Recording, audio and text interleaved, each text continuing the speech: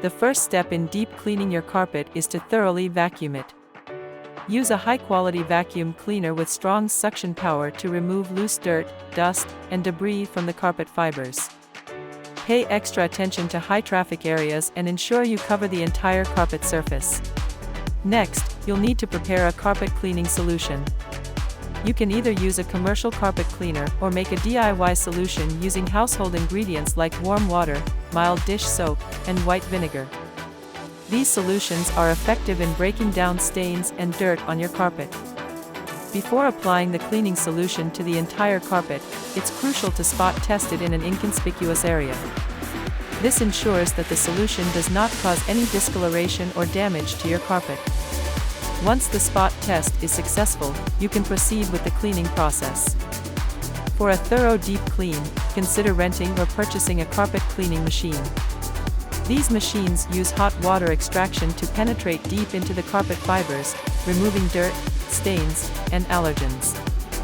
Follow the manufacturer's instructions for operating the machine and ensure proper water and cleaning solution ratios.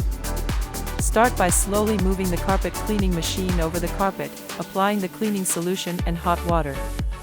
Allow the solution to dwell on the carpet for a few minutes to break down the dirt and stains. Then, use the machine to extract the dirty water from the carpet, pulling out the dirt and residue along with it. If you don't have access to a carpet cleaning machine, there are alternative methods you can use.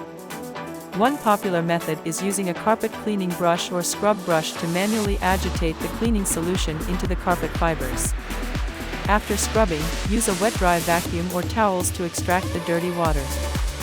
Once the cleaning process is complete, it's essential to ensure proper drying of the carpet.